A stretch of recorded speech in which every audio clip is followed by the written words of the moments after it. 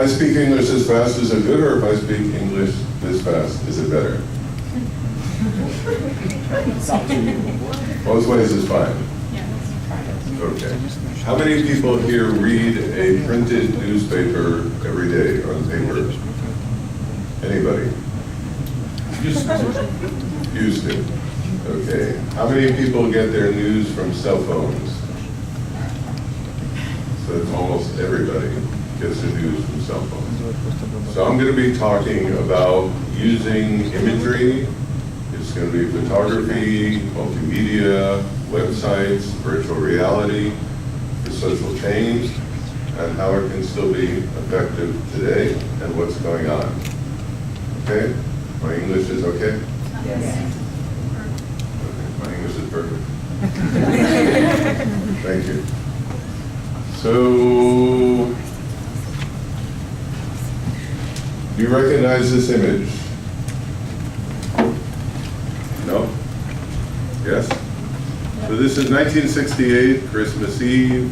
It's the first time that we saw the Earth from outer space. It was made by an astronaut called Earthrise.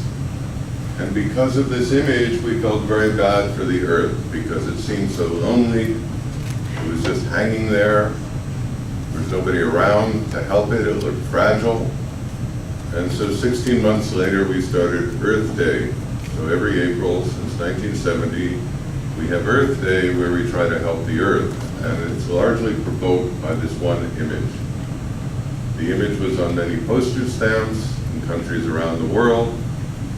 And if I ask you in terms of the Earth and climate change, is there one image that really affects you the way this did? Can you name anything? Is there one photograph that you've seen that makes you think differently about the Earth and climate change? Atomic bombs explosions. So the atomic bomb explosion from 1945. But is there anything recent in the last 5, 10 years that you think about? Go ahead. Sorry, probably Paul Nicklin's images. He photographs a lot in the Arctic, and every time I see a struggling bear, it just breaks my heart immensely. Like he was nominated for a video, like I think it was 2018, about a struggling bear who was dying from famine, and it just tore my soul into pieces, and I really started thinking about the climate change and what's really going on. So does everybody know that image? Or Yes, images? yes. Some people do, some people don't. Okay. So one of the questions is, which of the images out there that make us do anything? So in the country I come from, the United States, during the Vietnam War, these images on the front pages were very, very powerful. This image of a girl being napalmed and burning, 1972 and 1973, the US pulled all its military out of Vietnam. This image was of 263 American soldiers who died that week in Vietnam. And this was considered an incredibly important issue of the magazine in terms of rethinking the war. Did it make sense? The United States is in a war, for example, in Afghanistan, which is the longest war in US history, and there's no images like this that make us rethink the war. There's no iconic images that come out of the war.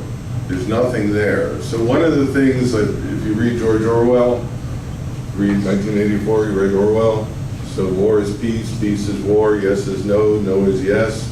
So sometimes the fact that there's a lot of images in the world, there are several billion produced every day, means that we see nothing. There's so many of them that we don't see what's going on, we don't know what's going on. To me, it's a surprise with several billion images produced every day that there's no iconic images from the longest war in American history. Does that make sense? So it used to be like this, where people would read newspapers, they discuss with each other what was going on. Now if you're looking on your cell phone, the next person has no idea what you're looking at.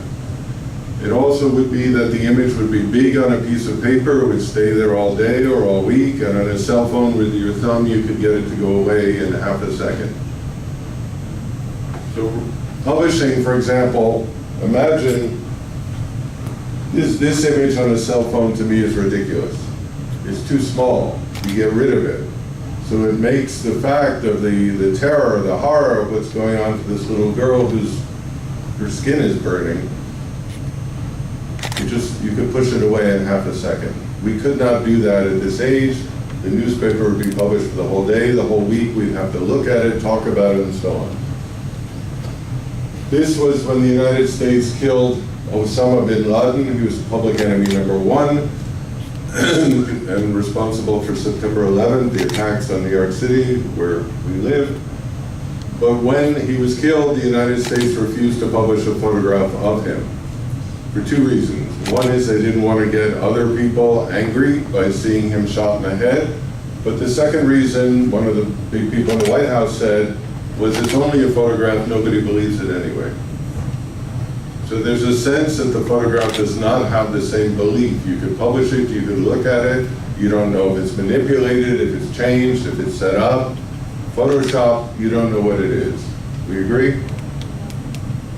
Okay. So when a military policeman smuggled out from Syrian prison 55,000 photographs on a USB stick of 11,000 young men tortured and killed, Syrian men, which this is one image, it had almost no impact on the world. I would have thought images of 11,000 young men tortured and killed in prison in Syria, the world would respond. But you probably never even saw the image. Am I right? It also changes this way. If you go on and do a search based on a word, you in Russia will see different things than people in Sweden, Norway, United States, France. I put in the word beauty for a search.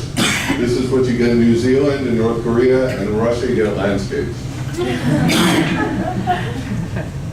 In Saudi Arabia, South Korea, Spain, and so on. So in North Korea, beauty can be a soldier. In Russia, it could be a landscape. In South Korea, it could be women. You'll notice if you put in beauty, there are no men. If you put in ugly, this is what you get.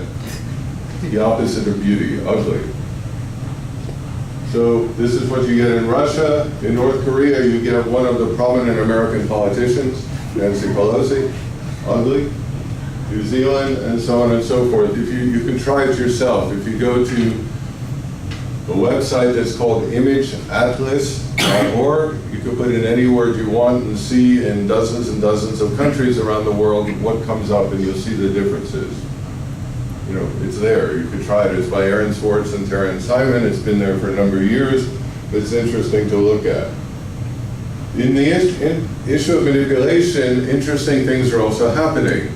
This is a good friend, Pedro Mayer from Mexico, and his son. This is my good friend, Pedro Mayer, and his father. You understand?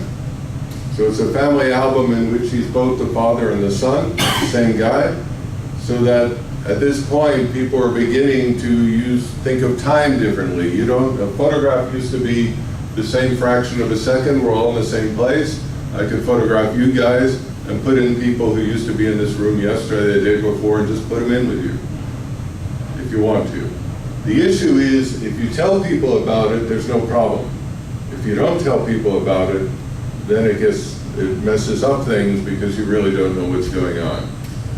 So I think you're going to see more things like this. We have a friend in Switzerland whose business used to be, when people would get divorced, his business would be taking out the former spouse from the family album. So all the pictures with the person that got divorced is no longer in the family. He also had a business at weddings where it would look like everybody was next to the bride and groom in the place of honor. He would just Photoshop it to make sure everybody was next to the bride and groom. So for the grandchildren, it's going to be very, very difficult to know who went to the wedding, who was important, what happened. You understand me? This painting was recently auctioned at Christie's for $435,000 US. That's a lot of money. The author of this image is an algorithm. This is the author of the image. It's not made by a human being, it's made by an algorithm. So now you have the possibility of algorithms making music, making paintings like this. If it's art or not art, you can figure it out yourself. But we have algorithms that can now do things very, very fast, and in some cases better than human beings can do it. So, the New York Times last year ran these two images, and they asked the question, which of these two people actually exists? The one on the left or the one on the right? How many people think this person actually exists? Okay, and how many people think this person actually exists? How many people think neither exists? You cynical people in the back win. Neither person exists. So these are made by what are called GNS. It's artificial intelligence. There are two neural networks. There's one that's called a forger. The forger is the one who creates it. The other is called a critic. So what the forger, what they do is they scan thousands and thousands and thousands of photographs, like from Flickr or different social media sites, to decide what a human face is supposed to look like, and then they make these images. So for example, these are a bunch more of people who don't exist. This person does not exist. This person does not exist. This person does not exist. This person does not exist. This person does not exist, and these cats do not exist. So after my talk, if it interests you, you could go to the website, thispersondoesnotexist.com, and every time you refresh it, you'll get another person who does not exist. Or you can go to thiscatdoesnotexist.com and refresh it, and every time you'll get a cat that does not exist. Or if you prefer, you could go to this Airbnb does not exist. You'll get an Airbnb that does not exist with a description of it written by an artificial intelligence program. So what do you think of that? These things are coming very, very, very fast. There's not a lot of thinking about what to do about all this, because once you could these things are being made, there's no camera, there's no subject, there's no photographer, but they look, I cannot distinguish, and this is my field for many, many years, I cannot tell, well, usually, if it's actual or not. The thing I asked, the left or the right, I can't tell which it is.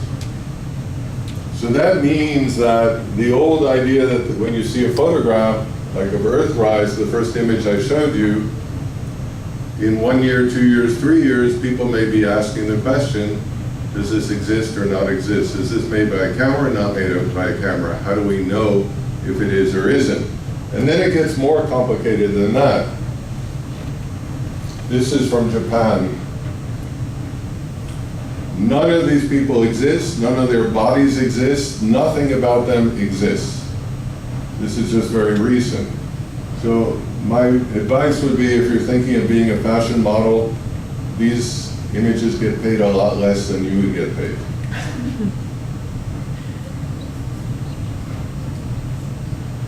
None of these exist.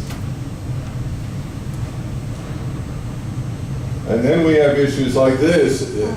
In video, they're doing the same thing. Video's been much harder to synthesize than single still image. And there are programs called Deepfakes, which are coming out of Reddit originally, the social media site. And they're getting to the point soon where people, just the way you may have Photoshop on your computer, will have these kinds of programs to synthesize video. So for example, this is the former president of the United States. We're entering an era in which our enemies can make it look like anyone is saying anything at any point in time, even if they would never say those things. So, for instance, they could have me say things like, I don't know, Killmonger was right, or Ben Carson is in a sunken place, or how about this? Simply, President Trump is a total and complete dipshit. Now, you see, I would never say these things, at least not in a public address, but someone else would. Someone like Jordan Peele. This is a dangerous time. Moving forward, we need to be more vigilant with what we trust from the internet. It's a time when we need to rely on trusted news sources. It may sound basic, but how we move forward in the age of information is going to be the difference between whether we survive or whether we become some kind of fucked up dystopia. Thank you. Stay woke, bitches.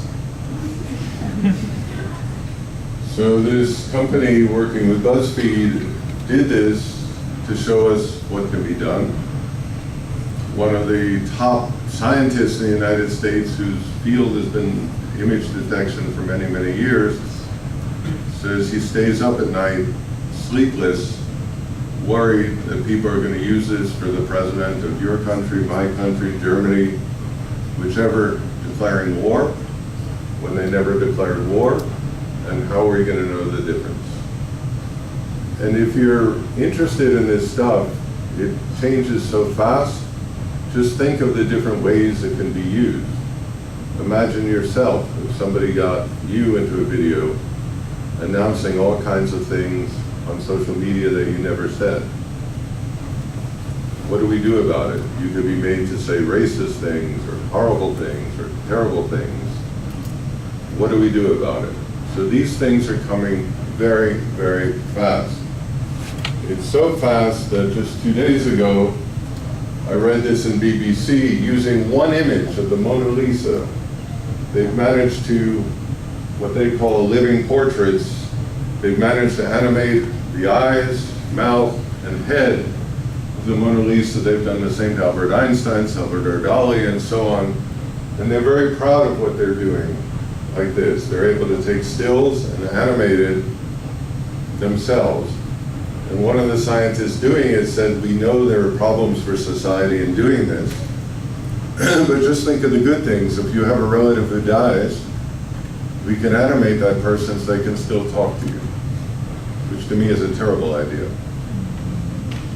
But the scientists and the technology is going so fast ahead. Like, I refuse to look at the video of Mona Lisa animated, because next time I see the still, I won't be able to forget it. And I really like the still. You all understand me?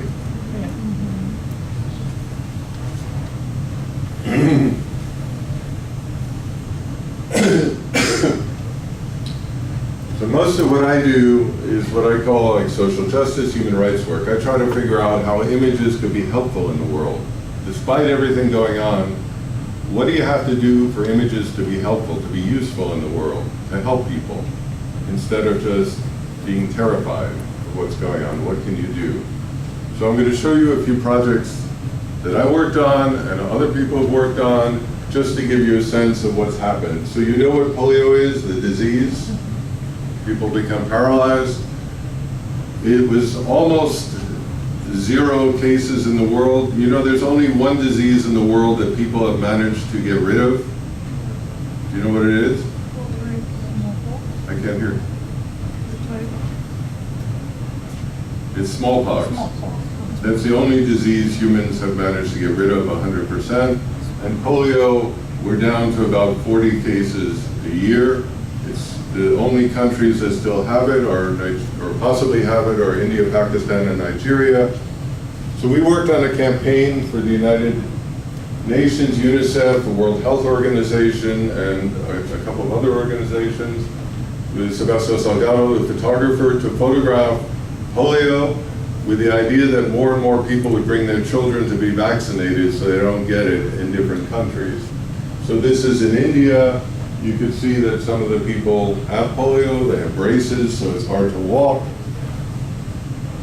This is in Congo, and in some of the places to give vaccine, it's very dangerous, so they have to protect them, the soldiers. They have to keep it cold, the vaccine, otherwise it doesn't work. And then we did some posters, India, I think this was Sudan, Congo, Somalia, and Pakistan, and a book in many languages. And the idea was, for example, in India, in one day, 500,000 people volunteered to vaccinate millions and millions of children. So we made posters, we made books, website in several languages to try to end the disease completely. And to me, it's really a wonderful thing that you could use imagery to try to end a disease to 0. It's a nice feeling that you could use imagery in that way. This is Iraqi civilians a year after the United States invaded Iraq in 2004. There was the idea a foundation had to give, the Daily Foundation to give 10 disposable cameras to a taxi driver, gave it to different people, and the people themselves photographed their daily lives. So this is the barber shop. This is a friend at the university. This is going to the dentist. So the idea was, well, we look at, on the news, you always see bombings and craziness and horrible stuff. The idea was that they're actual people living their lives, just like us, doing regular things. And the way I think about it, this is the most important picture of the Iraq War to me, going to the dentist, because there's a normalcy to it. There's something that everybody does. You know, even with the global web, with the internet, I can tell you, coming to Moscow, it's my first time, there's lots of things I didn't know happened with all the images I look at. I'm sure if you came to New York, where I live, there's going to be lots of things you have no idea that we do. So the images often are not sufficient. This is chasing the dream. The United Nations has the Millennium Development Goals, the idea that every young person in the world should have a right to clean water, to education, to health care, and so on. So the photographer and writer gave camera to people in different areas of the world. This is a refugee camp in Uganda. Usually when you see photographs of refugee camps, they're very depressed. But when the children live there and photographed each other, so they're asked to photograph what they like or they dislike. And the caption here is, I like my brothers. I like my mother when she makes lunch. This is in Morocco. I like my sisters. In a refugee camp, I like basketball. I like my next door neighbor. And this is, I like my brother, but he can be too protective of my sisters in Morocco, and so on. And these were used by the United Nations to raise money, millions of dollars, the pictures by the children themselves of what their lives are like, to raise money to be helpful to the children. In Rwanda, after there was a genocide there in 1994, many, many children lost their parents, they were orphans. So we did a photo workshop for children, photographing their daily lives as well. And this is Jacqueline on the left. She was 8 years old when she made this photograph with the first roll of film she ever had. This was the cover in the United Nations of one of their major publications. These are by some of the other children who are 8, 9, 10 years old. They're photographs. The photographs were sold at $100 US each. It cost $200 a year to go to high school in Rwanda. And the sale of these photographs and some other donations, 135 children were able to go to high school because of their own photographs. And when the United Nations decided to commemorate 10 years later the genocide, they used these children's photographs. And recently, what surprised me, in my office in New York, 3 of them came to my office 20 years later, and I said, what are you doing here? They're now 26, 27, 28 years old, and this is them. Now they've become photographers, and their idea is that the pictures that they made as children saved their lives. They were depressed, they were abandoned, their parents were killed, but we published the pictures in many, many places. The world listened to them. And now I'll just have them talk to you for a second. Hi, I'm Kadi. Hi, I'm Bizimana. Hi, I'm Musa. When we were children, we were known as camera kids. Cameras and photography changed our lives. And we know how it can change other kids' lives too. We want to share our story with you about growing up in Rwanda and our dream of giving back to the world today. So what they're doing now is they're going to Ethiopia, they're going to the US, they're going in many places, and they're teaching like 8-year-old children, 10-year-old children, 12-year-old children photography the way they were taught. Girls from Haiti, lots of different places, because it's not necessarily how good the pictures are, but it's somebody cares, and so they're going traveling around the world, having survived, and teaching photography to other people.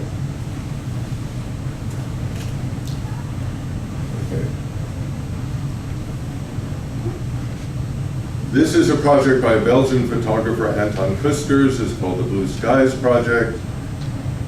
It's photographs of blue sky over 1,078 concentration camps from World War II. The idea was, the feeling is that many, many people have seen images of concentration camps, we've seen them often, but he wanted us just to look at the blue skies over the concentration camps and think of what happened. 1,078, it took him 6 years, 200,000 kilometers to do it. And when this is exhibited, it was just in London, it's now in Washington. You have to imagine what happened. And then there's a sound file that goes from 1933 to 1945, 12 years. And every time you hear a beep, that means that somebody died. The millions of people died in concentration camps. So we did a conference in New York, about 2.5 hours. And at the end of it, you can see on the computer that 143 people died in that period of time between 1933 and 45. So you have to imagine the skies and then listen to beeps as people were killed in concentration camps. You can imagine Syrian refugees looking up at the blue sky. You could use it in different ways. So what people are doing is, since the direct photograph sometimes is not convincing, they're finding indirect and other ways to make images. These are the 1,078 concentration camps. Poland, Germany, different places, and the red ones were the extermination camps. So a lot of people, a lot of artists, a lot of documentary people around the world are looking for new ways to make people think about history, about the present, not just being conventional photographers. This is one the New York Times did online. Each of these pixels, when you roll over with the cursor of the mouse, you see another face come up. Each face is an American soldier who died in Afghanistan or Iraq. They have their age, 19 years old, where they're from. You could put in Brooklyn, New York, and see all the soldiers who died from there. If you pick another pixel, you see Gina Sparks. She was 35, she died in the war. Jabari Thompson died in the war. So every one of these pixels hides different faces of different people who were killed. So they're using the website, or they were using the website, as a way of putting it all together as a kind of a memorial. You could put it in one rectangle, you could put thousands of people who died, instead of a big monument in the street or something like that. That was one idea there. This is JR, the French artist, photographer.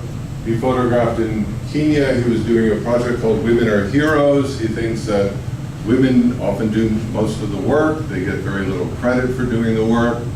This place in Kenya is one of the poorest places in the world. So he made portraits of the different women who live there. And when the train passes by, the eyes match up with the faces when the train goes by like that. But the really smart thing he did was he made them of vinyl, not of paper, the images. So when it rains, they use this as the roof of their house so they don't get wet. So the photograph becomes a roof for the people who couldn't afford a roof. So he's both saying these are extraordinary people that nobody knows, and he's making art with it and doing stuff. He's done many, many projects like that. Do you know JR or you don't? Okay, one yes. So it's JR. I'd highly recommend you take a look. He's done many projects around the world. This is Chris Jordan, who lives in Seattle, and he's interested in the Pacific. I don't know if you saw, there was a news last week that there's a small island west of Australia where only 60 people live, 60, and they found 414 million pieces of plastic on this little small island. So what he's doing is he's working in the Midway Island in the Pacific, and they're the birds that are fed by their mothers, plastic, because there's so much plastic. And so he's doing these images that are shown in art galleries of what happens from all this plastic inside the bird. So the images are both very beautiful and horrible, but he's trying to make people pay attention to it, to do something about it before there's more and more plastic. If you saw last week, a submarine went to the very bottom of the ocean, the deepest it's ever gone, all the way to the floor of the ocean, and they found plastic on the floor. So it's up to governments, societies around the world to cut it back. because it's not sustainable. You can't do that. So a lot of, to me, I don't separate between a journalist, documentarian, artist. A lot of artists are doing this kind of work. He just made a movie about this. It's Midway Island, there. One of the things I'm also interested in, can you photograph the future? Can you, with global warming, with climate change, with all that, if we photograph New York, London, Moscow in 40, 50 years, what it's going to look like with flooding, with different issues, can we look at it so it doesn't happen? In other words, can we photograph the worst of the future so we could do something about it before it happens? So the idea is, talking to scientists, what would the main street look like in different places? In New York already, there's an artist who's using maps in 20, 30 years, and you see if your neighborhood is going to be underwater or not underwater, with the hope that we'll do something about it before it happens, instead of just waiting for it to happen. There.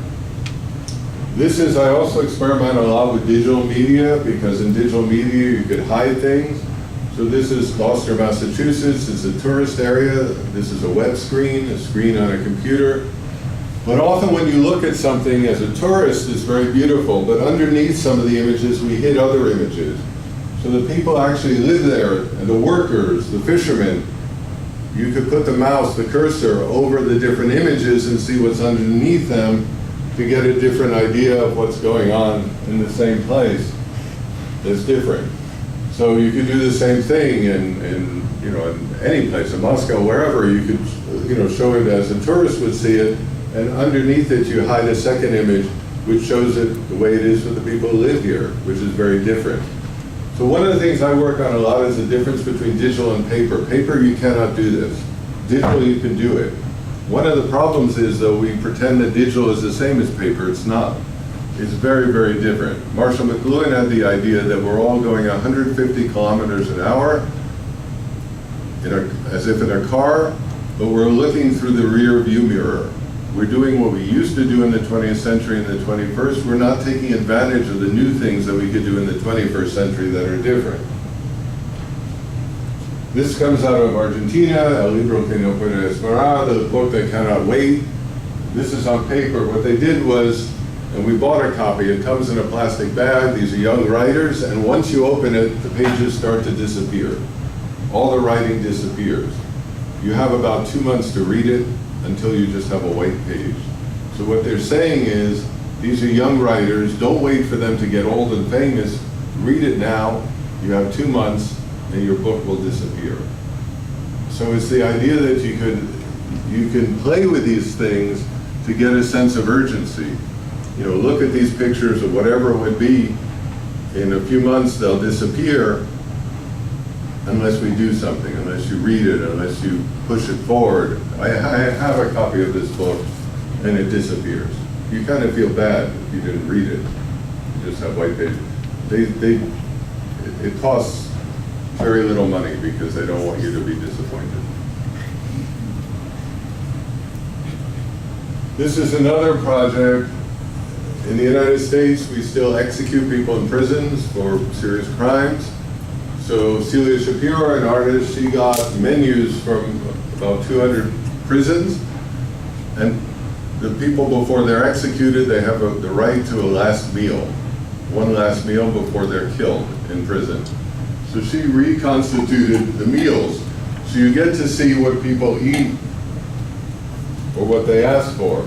So to me, again, it's very much like the Blue Skies project. I imagine who the guy is who asked for 8 liters of sodas before he's executed. Or who is the guy who asked for ice cream and a glass of water before he's executed.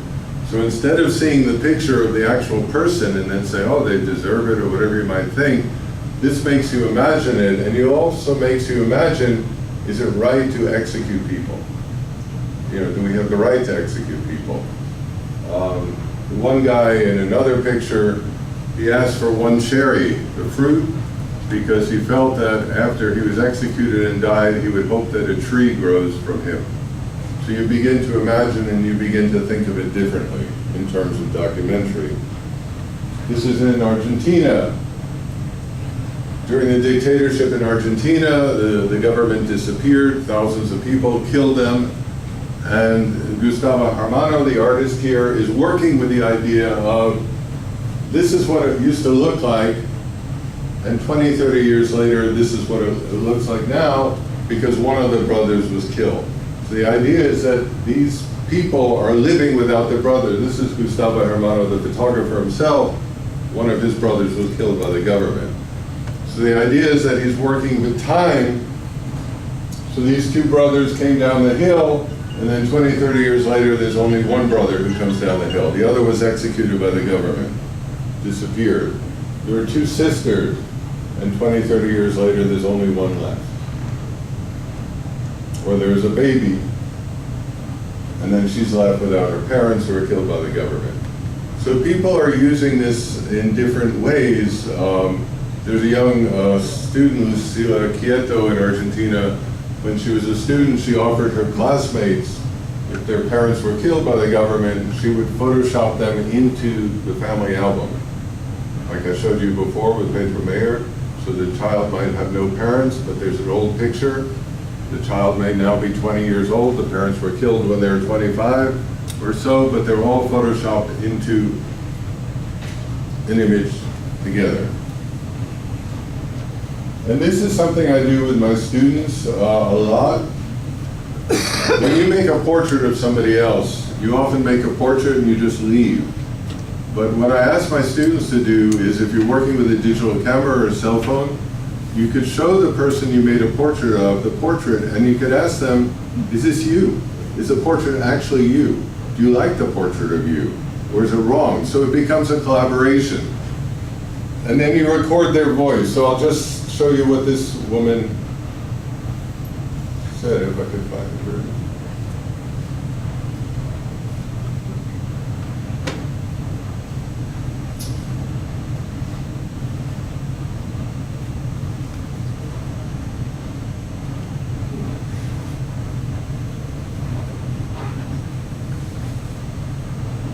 Well, what comes to mind is that I'm looking at a picture of a very old, unattractive lady who also looks kind of tired and is not standing up straight. Her posture is terrible. And in the background I see downtown Tampa. Well, that's about what I think. I think that I just look like a wrinkled old lady who loves you. So she thinks that this portrait of her makes her look like a wrinkled old lady. It's interesting if you photograph somebody, who's poor, or somebody in another culture, or somebody without a home. Often we make the picture and we leave. We don't really know who they are. But it's very easy with a digital camera to turn it around, show them the image, and say, what do you think? Is this the way you are? And then they respond. And for me, generally, when my students do this, I'm surprised. Because also, there's one guy, for example, I looked at, the guy terrified me. And his response to the portrait was, I look so cool, I look so calm. I had the opposite reaction. So it becomes much more a collaboration working with the person. So when World Press Photo, this was the picture of the year a few years ago, the #1 photograph in all the world for that year. It says affluent Lebanese, drive down the street to look at a destroyed neighbor, rich Lebanese. The caption was wrong, because these people live on the same street. And this woman is making a video of her own street. So I think it would really be nice if you could click and you see what she sees as well as what the photographer, who does not speak Arabic and does not know the culture, what that person sees as well. And when they were asked why they thought they got the caption wrong, their response was, of course the jury of World Press Photo would think we don't...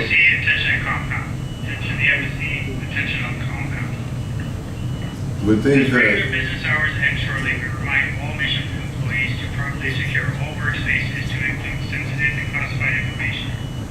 Locally engaged staff remaining past the close of business hours must have supervisor approval submitted through My Services. If you do not have proper authorization, please do so before $1,900. Thank you. So they said, of course, they would think that we don't live there because they would never think that bad things happen to people who look like them. This is a project which took 4 years, and it's done with African American men in the United States. And the entire project was having different people ask each other questions.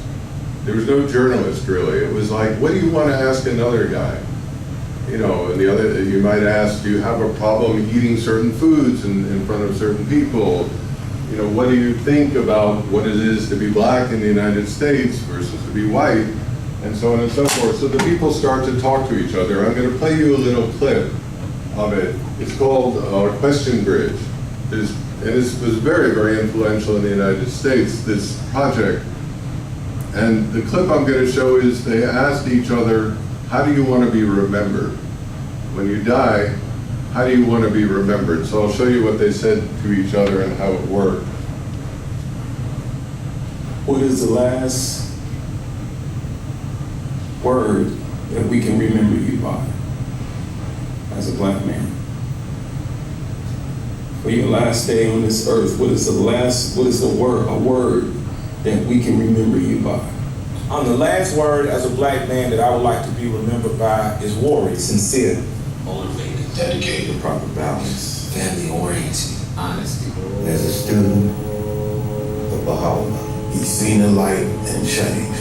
Creative. If you don't know, man, I'm the creator. Thoughtful, Responsibility. empowering, Innocence, artist. Father, I think, is the greatest thing a black man can be. Father. So this goes on for about 4 hours if you would watch it. You know, people asking each other questions, like a little boy asked an older man, what can you teach me? They answer each other back and forth, and they mean it as a kind of an idea that other people can use in other situations. If you don't understand each other, just ask each other questions and see what people have to say. So if they're, you know, two different peoples that have problems with each other, they can ask each other questions. If Israelis and Palestinians have problems together, you can say, what's your favorite football team? What are you interested in? Who are you? What are you about? And people talk to each other in that way. And it has been very powerful. This is a project more from this region. For many years, as we know, there have been nuclear explosions, accidents, tests, and there's a certain amount of sicknesses and problems because of it. It's by a Dutch photographer and writer. And what we did was we put this online. And one of the things is, often when you look at a photograph, there's a caption that tells you what's in it, so you stop looking at the photograph. So in this case, you kind of have to guess and think about what happened to these people. You know, why are they sad? And then with the mouse, the cursor, you could roll over the image and find out what actually happened. So in this case, he's from Russia and he's 16. He says, I don't like to go to school because the boys call me bad names, the girls avoid me and don't want to go out with me. I hope I will not have children who look like me, which I find very sad. He has hydrocephalus, the swelling of the brain that happens in cases of radiation poisoning. And we, you know, all of these people, then we hide the caption. You can find it online, it's at pixelpress.org. The first week we put it up, 500,000 people looked at it from all over the world, Russia, China, US, all over. So for example, this image, you have to wonder, you know, what happened, you know, and try to figure out. And again, you could roll over with the cursor of the mouse and find out. And it turns out that they're from Belarus and they're twin brothers, Michael and Vladimir, 16. Michael with hydrocephalus is 5 minutes older than Vladimir in the back, who is deaf. So, talking to Greenpeace and other organizations, we were told that putting this online and having an exhibition had a major impact in the world. The governor of Kazakh in the former Soviet Union refused to build a nuclear reactor after seeing these pictures. They've been used a lot in the United Nations in conferences about health impact of radiation. They created enormous debates, discussions online about nuclear energy, if it's a good thing or not, and that was that project. In this, the caption was, when they bring the milk, if it has flies, insects, they clean it out. They get rid of the insects. But if it's radioactive, they just pour in good milk until the level of radioactivity goes low enough that they think it should be drinkable. So this, the idea is that the image could be powerful. If you put this on Instagram, you can push it away with your thumb. I don't think it would do anything. But the fact that it's on a screen and you have to just look for the caption changes stuff. So there are some people also in France, Disturbed group, and the question I asked you first, you read a printed newspaper, very few people in the world seem to read them anymore. So what they do is they take the photographs that would be in the newspaper and they paste them on the wall in cities around the world. So they bring the news, they bring the world to the people with captions, and they often use barcodes. So with your cell phone, you could hear the photographer's voice explaining what happened. So this is in Australia. They do it on themes of climate change, of women. This is a former student of mine, Iman Halal, and the kind of aggression against women in Cairo by men. And then there it is on a skateboard park in Norway. So they're bringing it to you, the posters, they're bringing it to schools. This is in Greece, it's a refugee, and he was very much hurt by people against refugees. So they bring that on the wall so people can stand and discuss it, even if you don't see it in the newspaper. So this is a miner in Romania, and again, they bring it. Each one of these posters, which are very large, costs about 40 euros to put on, and they've done this in many continents, in many places around the world. So what I'm trying to get at is that if we want to make a difference in the world, these are all kinds of different ways, artists bringing posters, doing it online, doing it in different ways to try to make a difference.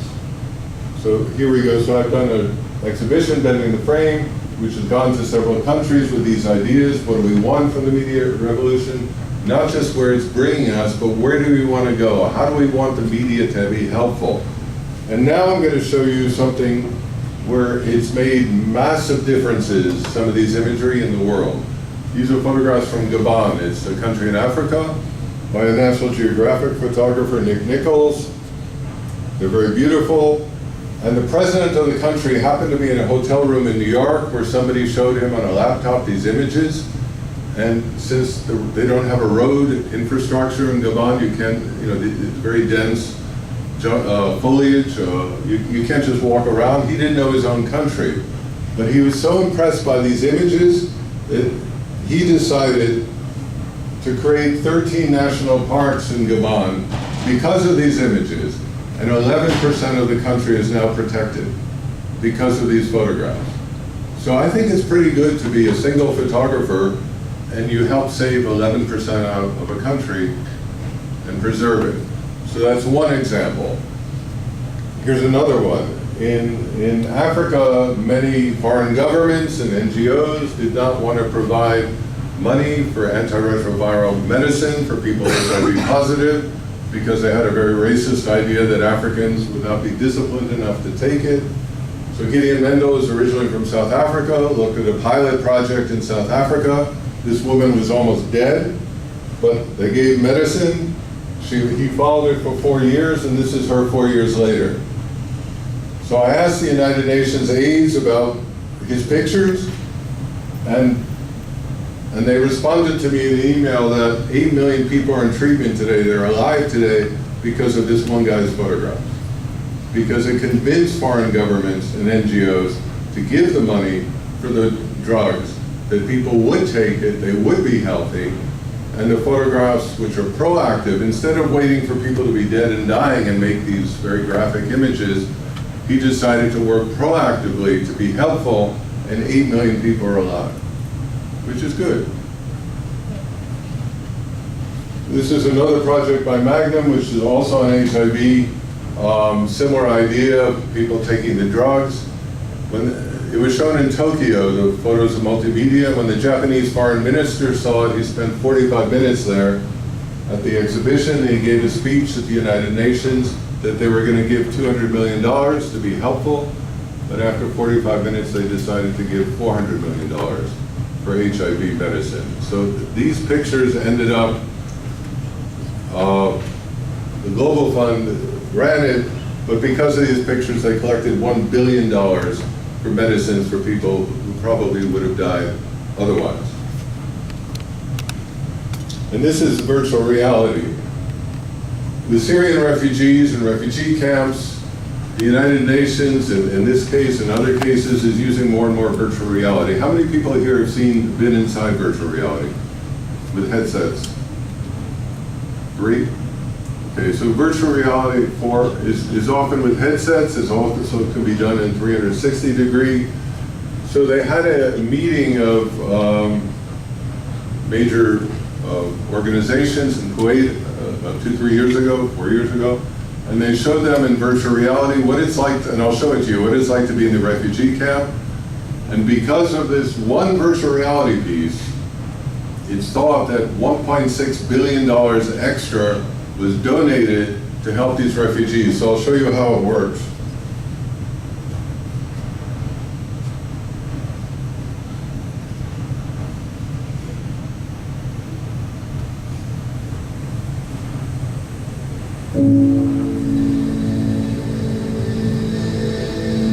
We walked for days crossing the desert to Jordan. The week we left, my kite got stuck in a tree in our yard. I wonder if it is still there. I want it back.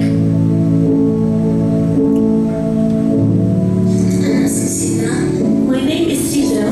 I am 12 years old. I am in the 5th grade. I am from Syria in the Daraa province in Khyr City. I have lived here in the Zaatari camp in Jordan for the last year and a half. I have a big family, 3 brothers.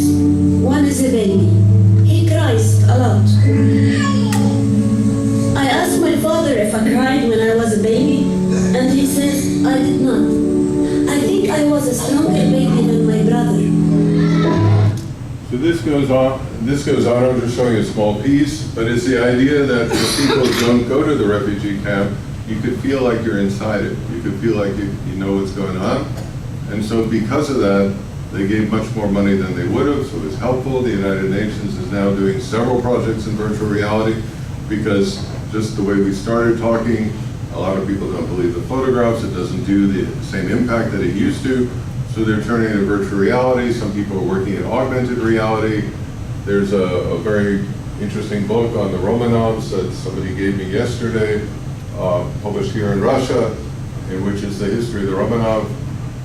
And there's augmented reality barcodes, so you could put your cell phone and see videos, films about the era. So a book itself is made of paper, but with barcodes, you could put your cell phone and then see videos, hear sounds, do other things, and you could update them and change them. So people are doing things like that. So this is the last thing I'm gonna show you now. Here.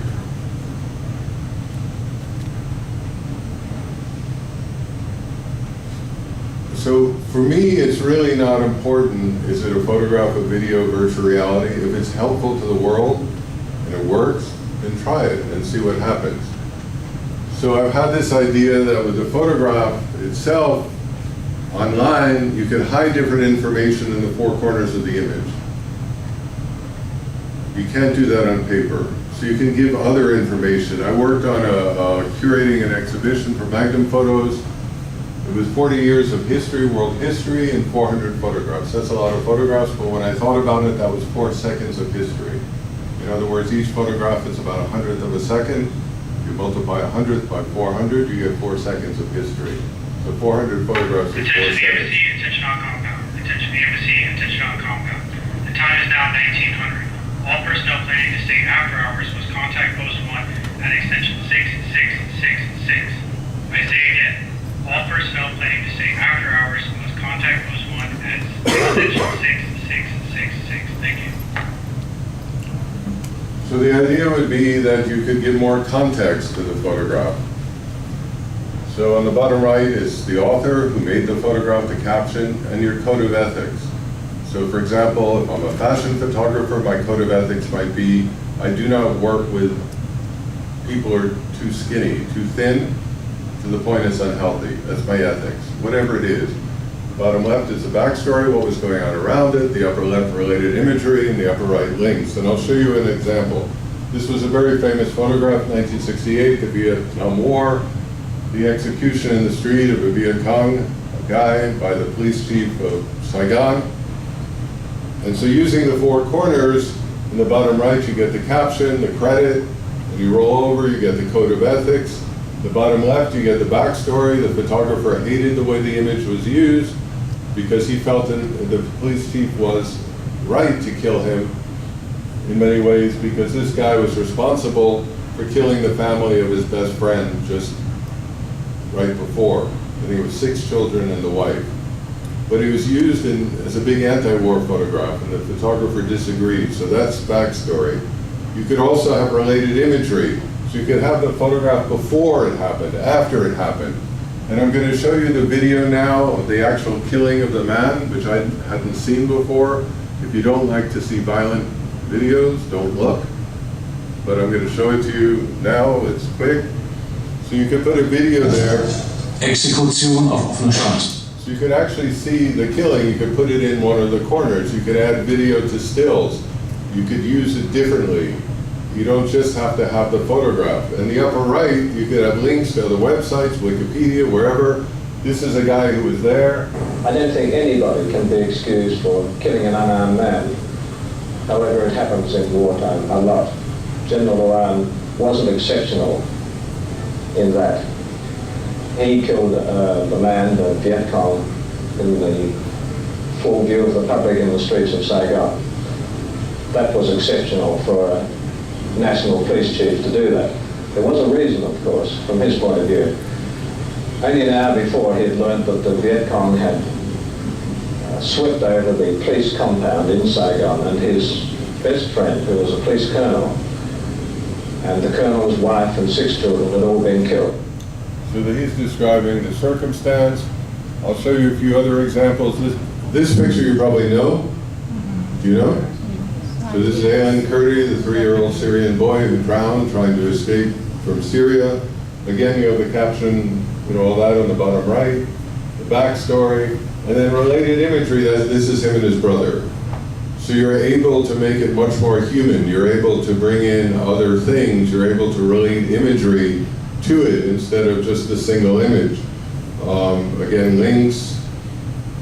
These are codes of ethics you could use or write your own. This is when the US invaded Haiti in 1994 to help the government of Aristide. And in the related imagery, this is what it looked like from the side. You get it? So what we saw in the magazines was this, but what it actually looked like was this. So it's possible with all the things you see in the press, many of them staged, you're able to show the context and show what's going on. The one that got me was there was a peace conference in the Sinai Desert, Middle Eastern powers, and they spent $500,000 to air condition it so nobody would look like they're sweating outdoors because it would look like they're not having success. And I wish a photographer had shown the air conditioners because then they could have used the $500,000 to build 3 schools instead of pretending not to sweat. This is, you could do it for sports, the same thing. This is why Griezmann is so happy. So you could connect the video, you could have a photograph of a couple getting married, and you could have a video of the ceremony. You could do whatever you want. In the US, there's young black men and women feel that when they're killed by police, that often the images that are distributed in the media make them look more like gangsters, but you could say this is the same guy. So it allows you in the different corners to have different versions of people, different ideas. It's not just one. And this is the way it works, the links, the related imagery, backstory, authorship. And if you guys want to try it yourself, the software came up like 6 weeks ago. It's available now. It's open source, it's free, nobody makes any money. There's 2 young people in the US who are building it, building galleries. You can try it yourself. And this is kind of what the website looks like. So this is just an example of using online, using digital to do something different than you could do on paper. And basically what I spend all my time, or much of my time doing, is trying to figure out how to use all these different media differently so they can be helpful.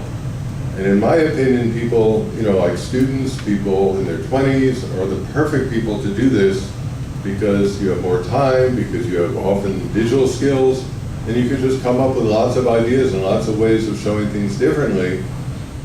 And maybe it would be helpful to us in society to have all these different means of showing things to make the world a better place. Thank you.